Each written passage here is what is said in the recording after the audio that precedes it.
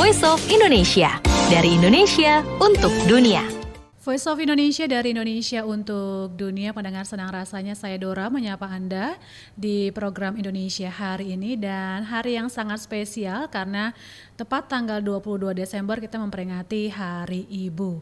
Dan terkait peringatan Hari Ibu yang ke-95 dengan tema Perempuan Berdaya Indonesia Maju, saya sudah kehadiran ini sosok ibu yang luar biasa juga peran dan jasanya nih, dan sudah terhubung dengan Profesor Dr. Hajah Amani Lubis MA, dan beliau adalah Rektor Perempuan pertama di UIN Jakarta periode 2019 hingga 2023, Ketua MUI Pusat Bidang Perempuan, dan terlibat aktif nih dalam forum-forum perdamaian antar agama dunia.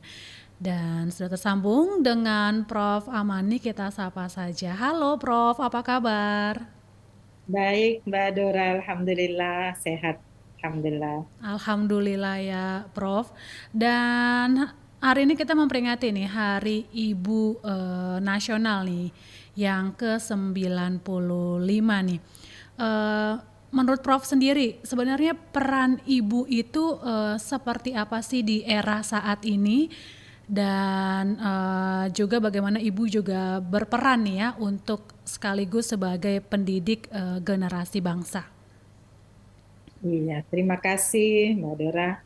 Saya senang sekali bisa bergabung di Hari Ibu yang dirayakan oleh seluruh rakyat Indonesia, dan khusus kepada kaum ibu saya mengucapkan selamat Hari Ibu yang saya namakan juga Hari Keluarga, karena pasti hari ini semua keluarga berkumpul bersama dengan para ibu, para istri, ya, saudara-saudara yang perempuan untuk bersama-sama memberi tahniah atau ucapan selamat karena kita merayakan secara nasional Hari Ibu yang sudah diperjuangkan oleh orang-orang hebat zaman dulu ya, 95 tahun lalu sudah ada kesadaran bahwa perempuan tidak boleh ditinggalkan, perempuan harus bangkit, perempuan turut serta dalam pembangunan nasional dan juga membangun peradaban.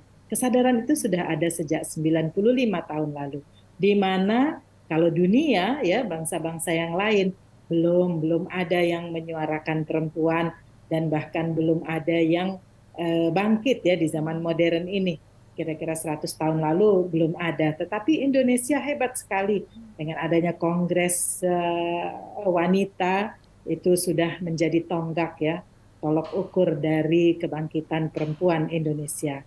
Dilanjutkan setelah kemerdekaan Republik Indonesia di tahun 45. Nah, jadi 95 ini memang tahun yang monumental. Ternyata 5 tahun lagi kita perempuan Indonesia bangkit 100 tahun. Nah, ini kita perlu persiapkan.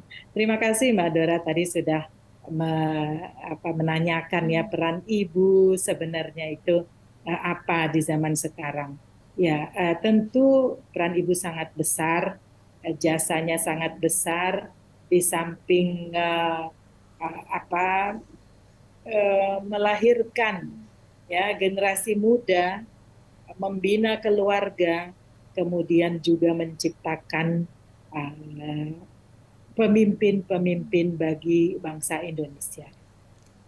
Semua ibu penting, semua anak-anak penting, semua ya bangsa Indonesia penting. Tidak ada yang satu ibu kurang penting lalu anaknya perannya kurang penting sehingga boleh di nomor duakan. Tidak, kita semua diciptakan sama. Semua ibu akan menyayangi anaknya, semua ibu ingin dihargai oleh anaknya, dan selalu kiprah positif itu datang diawali dari ibu, kemudian diturunkan ke anak-anaknya, kepada generasi muda, kepada masyarakat. Jadi betapa besar ya, tapi saya juga tidak mau meninggalkan peran Bapak, karena tanpa Bapak, seorang perempuan tidak bisa jadi ibu. Nah, maka saya namakan Hari Keluarga. Bapak dan Ibu sama-sama dihargai, sama-sama dihormati dan juga sama-sama membina rumah tangga dan membina masyarakat. Jadi, kenapa Hari Ibu yang dirayakan? Itu kembali kepada sejarah bahwa perempuan Indonesia bangkit untuk sama-sama bersumpah membangun Indonesia sebagai pemuda-pemudi Indonesia ya di tahun 2000 di tahun 1928 itu sama-sama membangun berjanji untuk maju dan juga untuk membangun bangsa Indonesia. Saya kira itu. Oke Ibu, tadi Ibu sudah sampaikan juga salah satu peran Ibu adalah menciptakan pemimpin bangsa. Apalagi juga nanti Indonesia akan menghadapi bonus demografi ya. Jadi penting sekali peran Ibu ini bagaimana ada generasi-generasi muda yang tangguh begitu ya, dan juga cerdas untuk membangun Indonesia. Jadi menurut Ibu apa yang harus dimiliki ibu-ibu saat ini nih sebagai pencetak pemimpin bangsa ke depannya? Iya, saya kira sama saja ibu-ibu dari zaman dulu sampai zaman sekarang sama ya perannya ketika menghadapi bayi yang tidak berdaya, maka harus sabar, harus mengayomi, memberi asupan sehat, memberi yang sehat ya baik untuk jasmani maupun rohani. Sisi kerohanian sangat penting dicontohkan oleh ibu dan bapak juga sehingga generasi muda tumbuh dengan sehat. Namun ada kelebihannya di zaman sekarang, ada kesulitannya bagi kaum ibu zaman sekarang, yakni kita sekarang sudah menghadapi era teknologi sangat tinggi, era industri sudah melewati 5.0, sekarang sudah menghadapi era yang sudah kita lewati 4.0, sekarang kita menghadapi 5.0.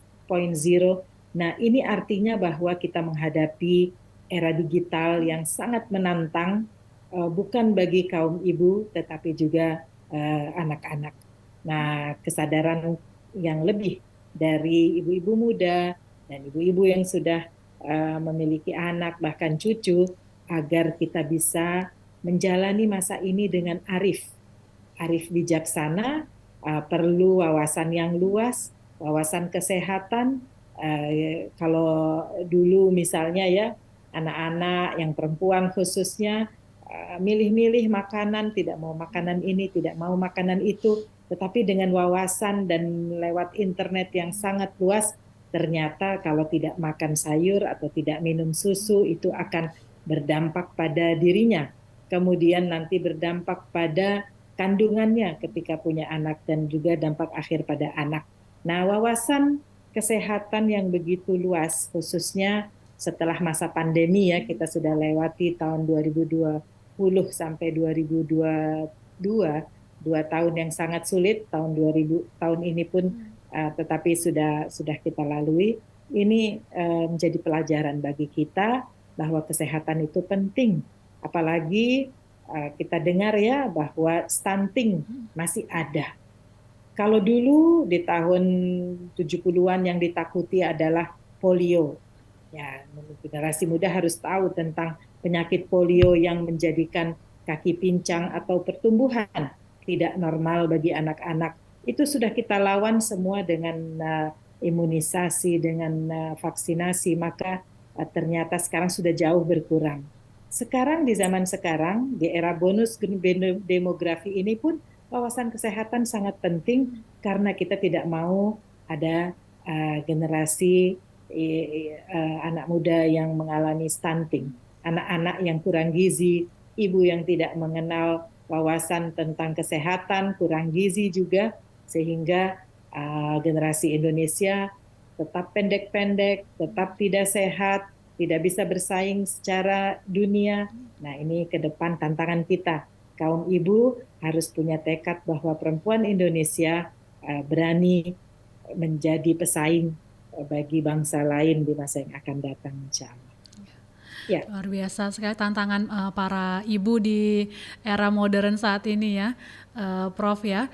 Lalu berbicara mengenai ibu juga, atau juga wanita ya, pasti juga nggak jauh berbicara tentang bagaimana hak-hak ibu begitu dan perlindungan terhadap mereka nih, terutama dalam rumah tangga itu sendiri. Karena kan kalau tidak ada keseimbangan begitu antara suami dan istri, bapak dan ibu, juga penting ya untuk mencetak generasi-generasi bangsa yang luar biasa.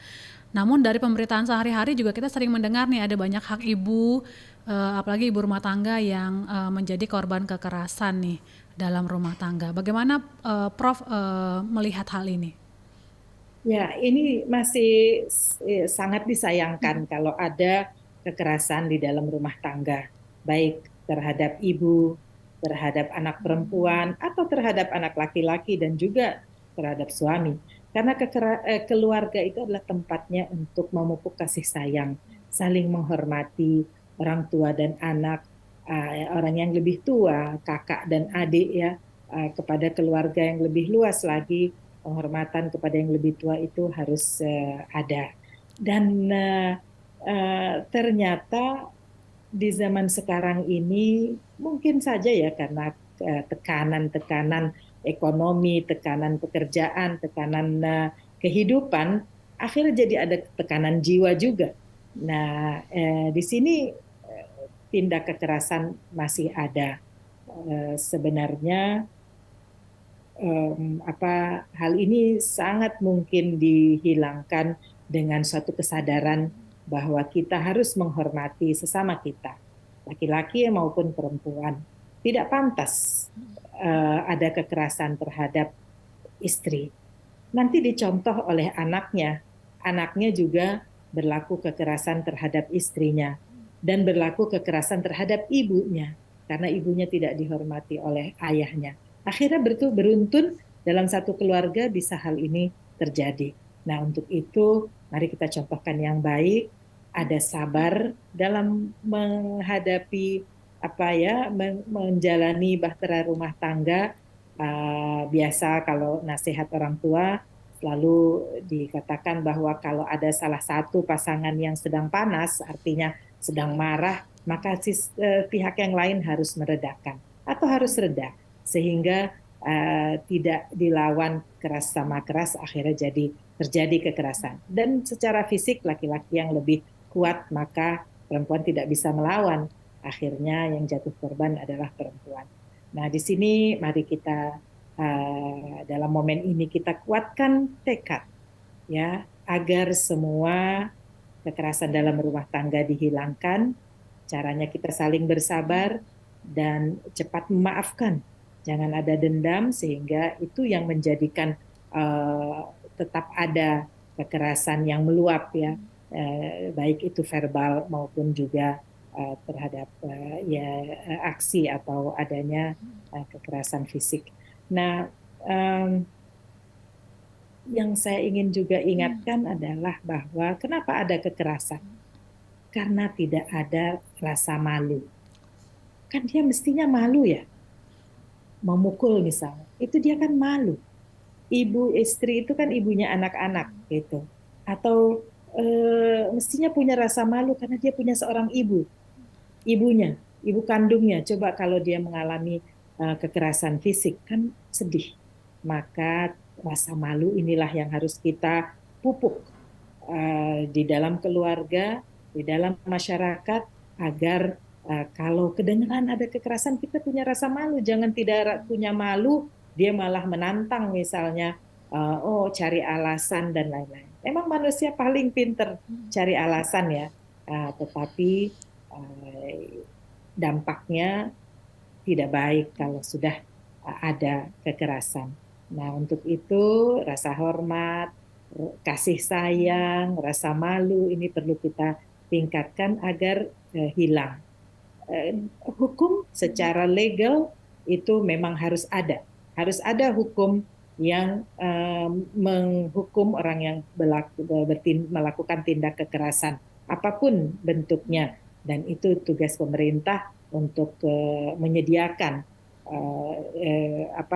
dan penegak hukum juga silahkan tegakkan ini supaya menciptakan efek jera. Ya, eh, tanpa efek jera kita tidak bisa hidup dengan bahagia karena selalu ada saja orang yang emosional.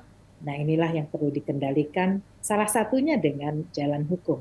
Tetapi tentu dalam keluarga kita tidak perlu melalui hukum. Kita bisa lewat kasih sayang, dengan nasihat keagamaan, dengan tuntunan yang menyejukkan, saya kira bisa tenang semua. Oke, Mbak. Ya, masih penasaran juga nih, Prof, mengenai kekerasan dalam rumah tangga. Seringkali wanita itu dalam posisi bertahan begitu ya, Prof, yang tidak mau berbicara, menjaga harkat dan martabat keluarga. Jadi ditahan sendiri gitu dan juga tidak takut begitu ya ketika ambil keputusan akan mungkin merasa nanti anaknya bagaimana, tidak punya ayah dan yang lainnya begitu. Menurut Prof, apa yang paradigma apa yang yang harus diubah nih dari perempuan supaya dalam batasan mana dia harus bisa bersikap begitu, Prof? Ya, saya selalu mendorong perempuan punya sifat asertif. Asertif artinya pede untuk menyuarakan apa yang ada dalam hatinya. Nggak usah takut, tidak usah takut. Sungkan, malu tadi ya itu bagus. Kita punya rasa malu, tapi tidak boleh memendam hal yang menyiksa kita.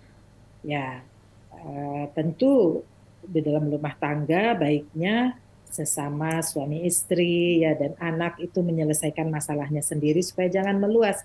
Kalau sudah sampai ke orang tua dan mertua bahkan itu nanti jadi luas dan makin panas begitu. Untuk itu ya perempuan dan juga laki-laki sering-sering mendengar nasihat dan bisa menjadikan perempuan lebih didengar. Caranya ya mulai bersuara, mengatakan perasaannya, walaupun awalnya tidak didengar, tidak apa-apa. Tetapi dia sudah plong mengutarakan permasalahannya. Kemudian tentu supaya jangan rasa tertekan bagi istri itu meningkat ya, maka dia harus punya hobi. Ini saya untuk semua perempuan, anak perempuan, bahkan laki-laki pun, kita lihat kalau laki-laki hobinya lebih banyak, lebih bersifat fisik. Tapi kita perempuan juga harus punya hobi. Ini dari pengalaman pribadi bahwa saya dan suami saya itu sangat banyak hobinya. Sampai memasak bersama, punya kreativitas ya, apakah mendekor, menghias, atau berkebun bersama. Kemudian bahkan menjahit, kalau saya jahit baju, kalau suami saya suka kulit, jadi bikin tas, bikin dompet, bikin tali pinggang, hobi, karena bisa belajar dari YouTube. Jadi YouTube itu juga banyak manfaatnya kalau kita mengambil yang positif. Nah, menjadi asertif seperti itu, kita merasa berguna bagi diri sendiri dan bagi keluarga dan masyarakat. Tetapi kalau sudah tidak merasa berguna, nah yang ada adalah tekanan jiwa. Wah, saya ini buat apa hidup? Udah tidak dihargai, terus dilecehkan, dan kemudian saya tidak bisa berlaku apa. Nah, coba tingkatkan asertivitas diri, menjadi cepat bangkit, walaupun dilecehkan. Kan kita juga harus ada sabar ya. Mungkin dia pihak yang lain juga ada kondisi tertentu yang memang dia juga harus sabar. Nah, tetapi kita tunjukkan dengan sikap positif bahwa kita memaafkan, melupakan, tapi kita juga menunjukkan sikap positif dalam kehidupan, punya banyak hobi, makin punya sifat memberi, mudah-mudahan pihak lain juga reda dan menghargai. Saya kira itu cara yang baik ya, daripada dilawan. Kemudian langsung pikirannya minta cerai. Ya, inilah yang sedang diatasi oleh pemerintah, oleh Badan Penasehatan dan Pelestarian Perkawinan misalnya BP4, itu juga menjadikan nasihat pra nikah dan bahkan dalam perkawinan pun perlu ada supaya meredakan dan tidak meluap-luap akhirnya berdampak pada perceraian. Perceraian seringkali juga disesali ya. Wah, kita kenapa buru-buru ya? Bahkan banyak yang rujuk lagi. Ya kita ambil contoh seperti itu. Tapi kalau sudah tidak cocok sama sekali, itu pun jalan keluar yang dibolehkan oleh agama kita dan oleh sistem sistem dan ada undang-undang perkawinannya di Indonesia. Saya kira itu jawaban bagaimana kita agar bisa menyuarakan. Ya, sekarang sudah era keterbukaan. Etnik ya ada pengaruhnya. Suku-suku di Sumatera, suku-suku di Jawa, suku-suku di Kalimantan, Sulawesi, atau bahkan di Ambon dan Papua, ada pengaruhnya dalam tata cara menangani permasalahan dalam keluarga. Tetapi kita boleh juga meminjam dari budaya yang lain atau etnik lain sehingga kita bisa saling belajar. Nah, sangat dalam Islam itu sangat dituntun ya. Kita saling belajar dari yang lain supaya kita bisa meningkatkan wawasan diri dan juga bisa melindungi diri. Oke. Ya, Mbak. Ya, Prof, tahun ini temanya Perempuan Berdaya Indonesia Maju. Lalu bagaimana nih menurut Prof relevansi tema ini dengan kondisi Indonesia saat ini ya? Oke, saya tema Hari Ibu tahun ini saya semangat. Mungkin Mbak belum tahu ya, tanggal 22 Desember, hari ini adalah hari ulang tahun saya juga. Selamat ulang tahun ya, Prof. Terima kasih. Ya, alhamdulillah selalu saya diingatkan di hari ulang tahun bahwa kita semua harus positive thinking. Ya, Indonesia maju, perempuan juga harus maju, perempuan merdeka. Ini memang harus terus digaungkan. Karena kehidupan ini kan ada naik, ada turun. Seperti roda, melingkar, dia saling, kadang kita ada di atas, kadang kita ada di bawah, kadang selalu bahagia, kadang kita juga sedih. Nah, untuk itu peringatan Hari Ibu sangat baik. Jadi ada yang bilang, wah ini nggak usah lah, kan kita menghormati ibu itu tiap hari. Masa hanya di tanggal 22 ya? Tanggal 22. Wah, itu tidak pas. Maka menurut saya memang kita hormat itu tiap hari, tetapi perlu momen untuk kita saling berbagi kebahagiaan, saling berbagi pengalaman ya. Ini sangat indah. Jadi tema Indonesia kali ini di Indonesia, wah sangat memotivasi ya, perempuan berdaya. Kemudian Indonesia maju. Ya, walaupun peringatan Hari Ibu itu di akhir tahun ya, 22 Desember. Kalau dulu saya waktu kecil, ya kok ulang tahun saya di akhir tahun ya. Kalau dulu kan zamannya libur itu, jadi nggak bisa ngundang teman-teman untuk ulang tahun gitu. Dulu saya sedih karena belum paham ya. Tapi ketika sudah dewasa dan juga tahun ajaran juga jadi berubah ya. Sekarang akhirnya kenaikan kelas itu di bulan Juni dan Desember adalah cuma libur semester ya. Iya, semester. Maka wah itu jadi bahagia. Saya bangga punya ulang tahun di bulan Desember, apalagi tanggal 22 Desember Hari Ibu. Ya, ini momennya kita saling berbagi untuk saling meningkatkan wawasan dan juga pengalaman, kemudian menjadi seorang ibu itu menjadi hal yang membanggakan. Karunia Allah yang sangat besar kita menjadi ibu. Menjadi ibu bukan berarti harus melahirkan anak dari rahimnya sendiri, anak kandungnya. Ada ibu-ibu lain tidak memiliki kesempatan untuk mengandung anaknya sendiri, maka dia bisa mengasuh banyak anak dari famili maupun dari anak asuhnya. Ini juga ibu seperti ini juga harus kita hormati, kita beri dorongan, kita ucapkan terima kasih. Hadis Rasulullah SAW sangat indah. Man la yashkurun nas, la yashkurullah.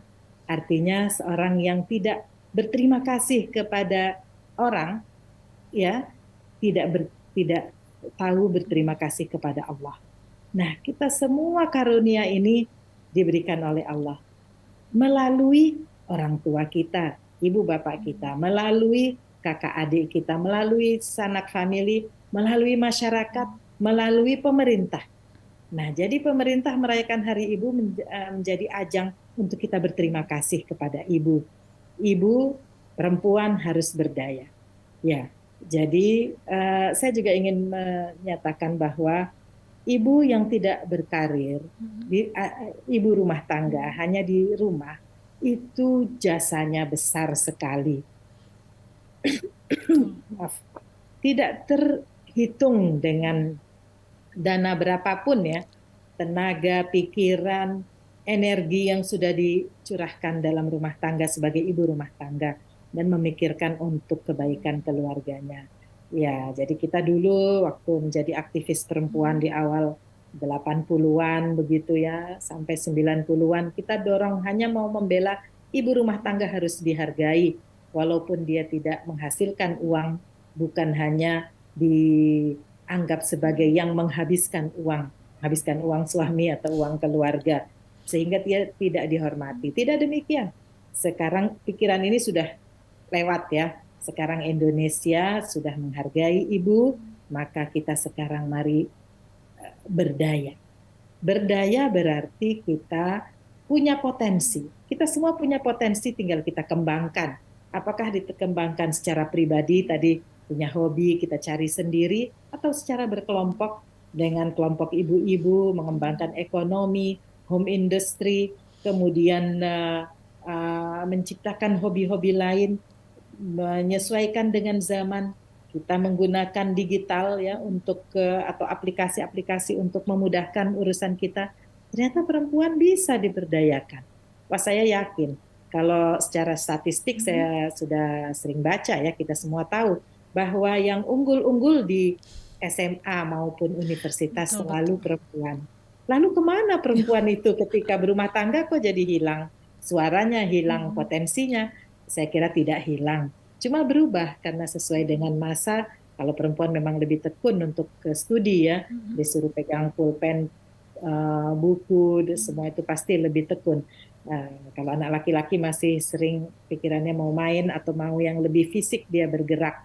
Nah, tapi setelah dewasa, setelah kita tuntut ya untuk berkiprah secara nasional, untuk memajukan Indonesia, maka kita harus bersama-sama. Ya, tangan sebelah tidak bisa menepuk. Mari kita tepuk tangan dan merayakan kemajuan Indonesia, merayakan keberdayaan perempuan sekarang ini dengan sama-sama bertepuk tangan, sehingga saling tolong-menolong, saling mengasihi ini penting. Ya, kalau saya biasa di luar negeri ya cerita, ibu-ibu di Indonesia ini hebat sekali. Tidak ada negara manapun ya secara walaupun yang mayoritas Islam dimanapun yang punya majelis taklim perempuan ya, majelis taklim ibu sebanyak Indonesia. Kalau dibilang jumlahnya mungkin ya orang-orang semua kaget. Tapi kita akan lihat ya di tengah masyarakat kita pasti ibu-ibu di hari apapun itu ada pagi pengajian, ada yang siang, ada yang sore. Ada sama dengan ya di lingkungan saya saja tadinya ngajinya cuma 1 kali, sekarang sudah 3 kali dan anggotanya makin banyak. Jadi itu tandanya bahwa ada potensi di dalam perempuan Indonesia yang ingin dikembangkan secara bersama-sama. Jadi jangan dilecehkan kalau ibu pergi majelis taklim, karena dia punya potensi. Dia ibu rumah tangga.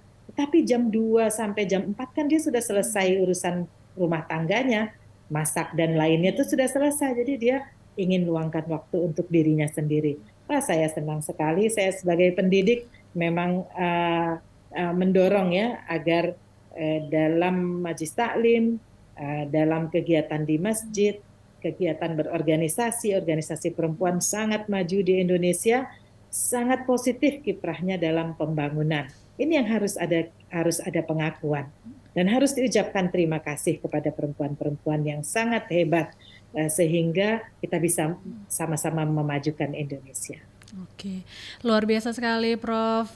Amani, terima kasih juga untuk waktunya ya sudah sharing, berbagi bersama kami dan juga kepada para pendengar Voice of Indonesia.